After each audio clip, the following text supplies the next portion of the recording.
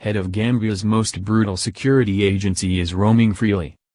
The director of Gambia's most sadistic security agency roams freely in the Gambia and attending highly official functions while tens still remain missing in the West African nation. Yankuba Badji, the Director General of the National Intelligence Agency, NIA, was seen at the Banjul International Airport welcoming and shaking hands with the country's new president Adama Barrow. Badji's secret intelligence agency was only answerable to the former ruthless ruler of the Gambia, Yahya Jammeh, who has fled into exile in Equatorial Guinea. The NIA is most frequently implicated in human rights violations. The agency rounded up and held incommunicado many Gambians, some for months and years. Despite widespread allegations of serious abuses committed by the agency over the last 2 decades of Jammeh's rule, none of its officers were held accountable for the tortures, rapes, killings and arbitrary detentions. Opposition activist Solo Sandon was tortured to death last year under Yankuba Badji's watch, and broadcast journalist Alhagi Abdoulaye Cisse was also tortured most recently.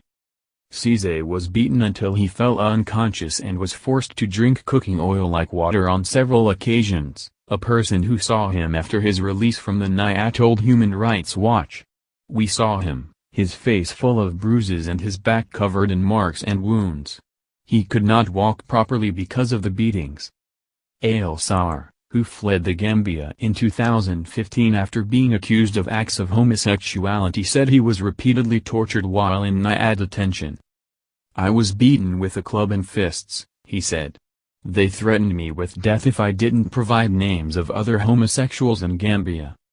In the weeks before Jammeh's departure from power, the NIA closed at least 4 radio stations, arrested supporters of the opposition and pro-democracy grassroots campaigners who were tortured until their release just this week. Forced disappearances, arbitrary detention, torture, and other human rights violations were trademarks of the government of Yahya Jammeh, who came to power in a military coup in 1994. Swiss authorities arrested Jammeh's former Homeland Security Minister, Ousmane Sonko, who worked in the same capacity as Director Badji under the UN Torture Convention and Swiss criminal law.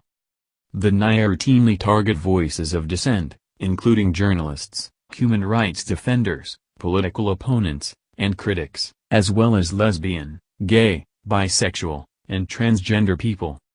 2 UN special rapporteurs, who in 2014 gained access to the country for the first time, concluded that torture is a consistent practice by authorities and avoiding arrest is a necessary preoccupation for ordinary Gambians.